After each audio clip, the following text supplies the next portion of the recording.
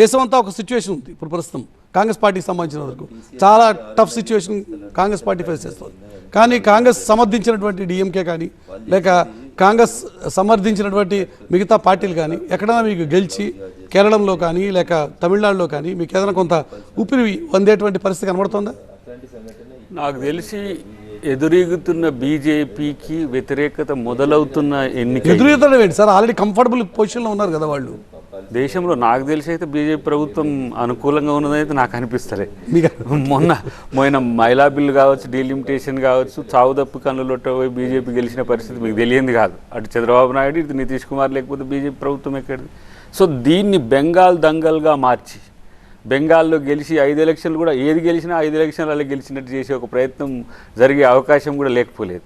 ఇప్పుడు కేరళంలో కాంగ్రెస్తో కూడిన ప్రభుత్వమే, at the same time DMK మాతో కూడిన ప్రభుత్వం వస్తుంది. అస్సాం వాళ్ళు రావచ్చు కాక బెంగాల్లో దీదీ వర్సెస్ మోదీగా నడిచిన పరిస్థితుల్లో దీదీ గెలిచినా ఓడినా అది రికార్డే నా దృష్టిలో. ఎందుకంటే రికార్డు బీజేపీ గెలిచినా రికార్డే.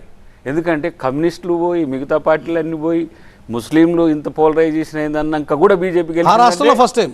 కాకపోతే అక్కడ ఓట్ ఆపరేషన్ సర్జరీ రూపంలో జరిగింది. చూద్దాం దాన్ని ఏమైతుంది, దాన్ని మనం ఎందుకంటే ఎన్నికల్లో గెలిపే లక్ష్యంగా ఉండే అవకాశం ఉంటుంది. కాబట్టి ఇక ప్రత్యేకించి పుదుచ్చేరిని పెద్దగా మనం అంటే తమిళనాడు రాజకీయాలతో పోల్చి చూసుకుంటాం. కాబట్టి బీజేపీకి ఈ ఎన్నిక చాలా ముఖ్యం.